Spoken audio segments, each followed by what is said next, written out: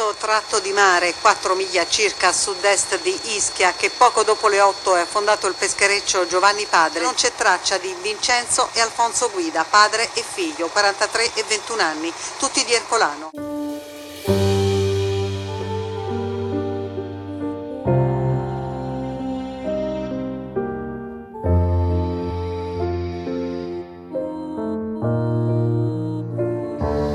Che la mattina, mentre stava in barra a fatica, sentiva una signora, diceva che lo peschereccio era affonnato.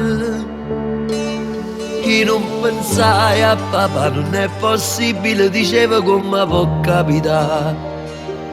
Fornetti fatica e trovai guardia costiera sotto la casa. Quel maledetto giorno 13 anni fa non fosse mai venuto. Si sapeva sto destino a tutte le scritto l'avesse cancellato.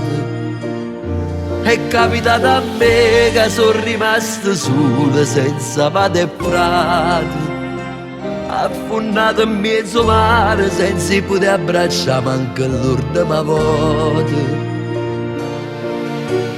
Marone, tiene la bracciata, fallo tu per me ogni giornata, fammi sentire la presenza all'orecchia, si mi trovate facce e palazzine che voglio ricordare. L'acqua del mare con migliaia di corpi e sti due pescatori, ma non se l'ha portata a casa perché vivono per sempre in sti cuori. Quel maledetto giorno 13 anni fa non fosse mai venuto. Si sapeva sto destino a tutte le scritte l'avesse cancellato.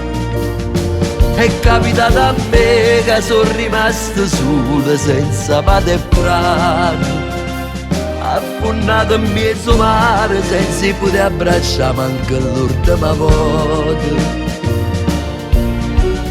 Marone, tiene la bracciata, fallo tu per me ogni giornata, fammi sentire la presenza all'orecchia, insieme di voti, vasce e palazzine che voglio ricordare. Quando avevo aspetta ancora a basso porto ranatiello, la speranza di ricevere l'abbraccio più bello. Penso mo torno frate mio, papà mio, io non mi rassegno che stanno in braccio a Dio. L'avessi almeno voluto salutare, ma mare che di corpo non me l'ha voluto più tornare. L'ultima volta fui che la mattina, belli, sorridenti, pronti per gli affaticare. Se vero che così me l'era ricordato. Stasera Ercolani a squadra i vasci e palazzino vi portano con loro in processione. I compagni non si scordano, i bravi persone. Ciao Alfo, ciao papà, abbracciatemi pure a Ciruzza, che purissima manca assai.